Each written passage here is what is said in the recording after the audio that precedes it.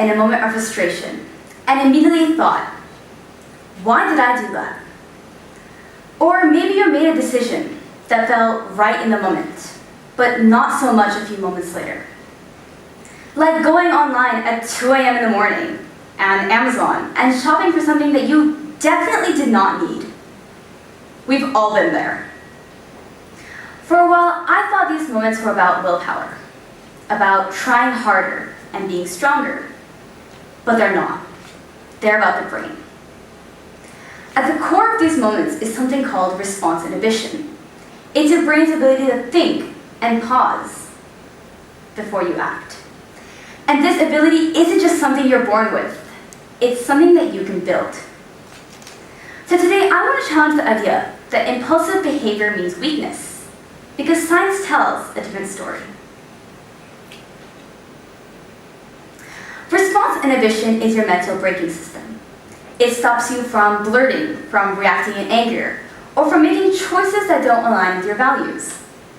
Kind of like stopping you from sending that risky text to a friend that you know your future self will definitely facepalm over. It's controlled by the prefrontal cortex, the area of your brain responsible for self-control, judgment, and decision-making. It's kind of like your brain's responsible adult, but this part of your brain doesn't fully develop until your mid-20s, which means for teens and young adults, the ability to pause is still wiring itself into place. That's why many of you might have looked back to your teen decisions and think, who let me do that? And that's to you, all the adults in this room. But this is not just in teens.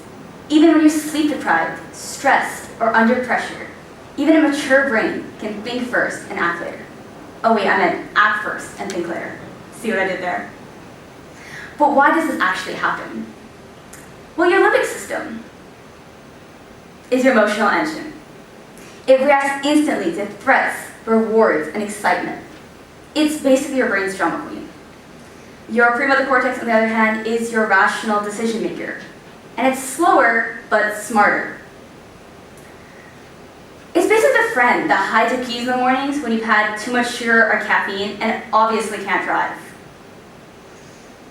And your emotional centers develop earlier than your decision centers, or your cognitive centers, which is your prefrontal cortex. And researchers call this the maturity gap. And parents, you guys call it being a teenager. And it also shows up in ADHD. One landmark paper by Russell Barkley in 1997 concluded the primary deficient in ADHD is not attention, but response inhibition. But here's the most hopeful part. Response inhibition isn't fixed. Just like a muscle, it can be trained and supported by the actions we make every single day. So let's talk about how we train that pause.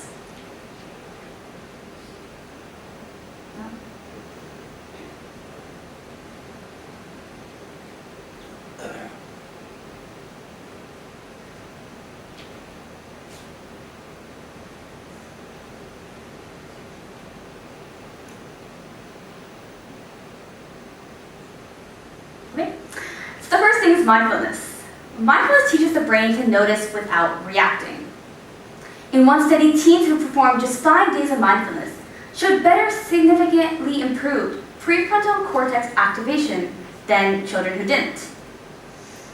Their brains are just completely different because that mindfulness helps you control your neural circuits. It's kind of like a gym class for your brain, minus the running laps, of course. The next one is sleep. Sleep is not optional, it's essential. 1 night of sleep loss can reduce your brain's ability to function by nearly 30%. 30%, that's a big number. An entire brain is a reactive brain. So which is why that brilliant late night studying idea doesn't actually seem so brilliant to you in the morning. I'm sure you guys know what I'm talking about. The next one is cognitive training. Activities that require focus, like martial arts, chess, or music, improve self-control in teens and adolescents. In one study, children who performed these cognitively demanding games showed their MRI scans revealed growth to regions linked to prefrontal cortex, which helped their inhibition. So basically, it means that your brain does actually level up with practice. Next one is supportive environments. Teens who feel emotionally safe, not judged or shamed, have better impulse control in stressful situations. This is because the connectivity improves cognition, or in simple terms, a hug helps. The next one's diets.